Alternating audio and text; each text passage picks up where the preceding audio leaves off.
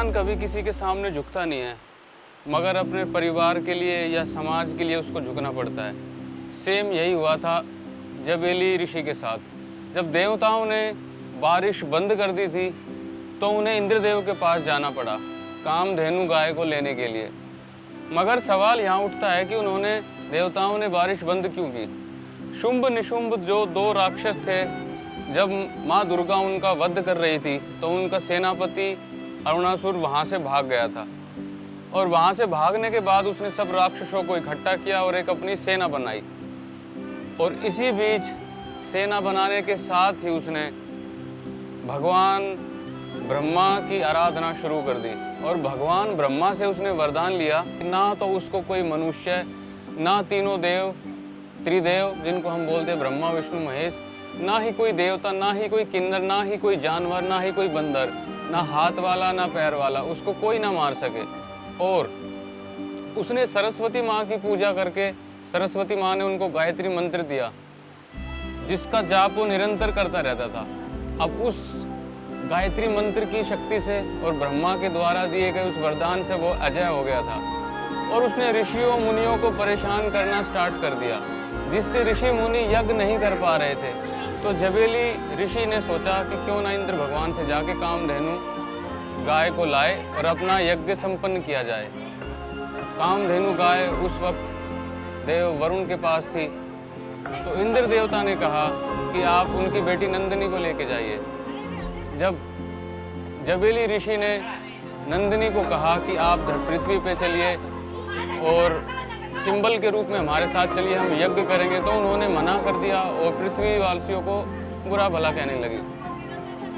ऋषि ने काफ़ी देर तक उनकी बात सुनी, काफ़ी देर तक मनाया, लेकिन नंदिनी मानने का नाम नहीं ले रही थी। उसके बाद हुआ ये कि उन्होंने उनको श्राप दे दिया, और उनको श्राप दिया कि आप नदी बनकर धरती पे बहेंगी। वही नंदिनी नदी ये है जो हमारे पीछे है, जो धरती पे बहती है।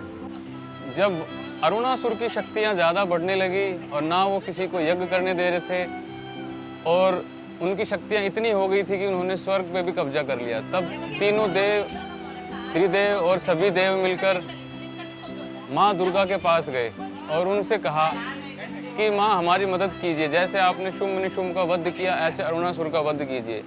तो माँ ने उनको कहा कि जब तक वो आस्तिक है, गायत्री मंत्र का जाप कर रहा है, मैं भी उसे नहीं मार सकती, आप उनका जाप बंद करवाइए। तो उन्होंने उनको सुझाव दिया कि बृहस्पति जो कि देवों के गुरु हैं, कि वो उनको जाके भ्रमित करे। तब बृहस्पति महाराज उनके पास गए और उनको कहा कि आपको तो कोई नहीं मार सकता, आप त्रिदेवों से भी बड़े हैं, आपने स्वर्ग पे कब्जा कर लिया है, तो आप क्यों गायत्री की या किसी भगवान की पूजा करते हैं। ये बात अरुणासुर को समझ में आ गई और उन्होंने पूजा बंद कर दी, जिससे कि अब माँ के पास मौका था कि वो उनका वध कर सकती थी।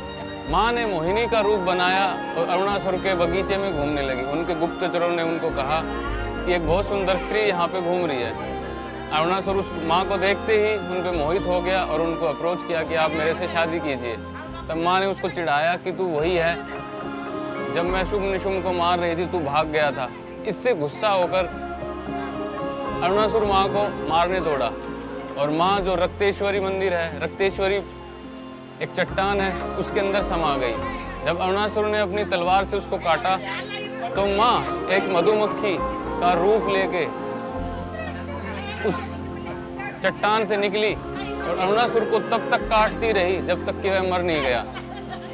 तब सभी ऋषि मुनियों ने और देवों ने और त्रिदेवों ने माँ को शांत करने के लिए उनका नारियल से अभिषेक किया और सौम्य रूप में माँ को आने के लिए कहा। तब माँ सौम्य रूप में यहाँ पे आई। मगध सुधा पूर्णिमा के दिन कनकगिरी पर्वत से नंदिनी नदी ने धरती पे बहना शुरू किया था। तभी से यहाँ माँ दुर्गा परमेश्वरी की पूजा अर्चना स्टार्ट हो गई, और यहाँ पे 11 तरह की सेवाएं दी जाती है। जैसे अक्षर सेवा, जिसमें अगर आपका बच्चा पढ़ाई में कमज़ोर है या उसकी पढ़ाई शुरू हो रही है तो आप अक्षर सेवा करवा सकते हैं, भार तुला सेवा करा सकते हैं। और यहाँ हर रोज़ भंडारा लगता है, सुबह, दोपहर और रात के टाइम, तीनों टाइम फ्री में जो श्रद्धालु हैं उनको खाना दिया जाता है। सब भक्ति भाव से खाना खाते हैं। इस मंदिर की खासियत ये है कि यहाँ पे पूजा अर्चना करने से आपके परिवार में सुख शांति होती है और ज़मीन संबंधित जो भी आपके मुकदमे हो या किसी से लड़ाई हो वो बहुत जल्दी से जल्दी सोल्व होते हैं। और दूसरी यहाँ की एक सबसे खास बात क्या है, यहाँ पे हार्ट संबंधित डिजीज़ और इन्फेक्शन रिलेटेड, इन्फेक्शन आपके किसी भी पार्ट में हो, यहाँ पे नंदिनी नदी में नहाने से और मंदिर में दर्शन करने से माँ के वो बहुत जल्दी ठीक होते हैं। और ये मान्यता नहीं है सिर्फ, ये यहाँ लोगों की कहानियाँ हैं जो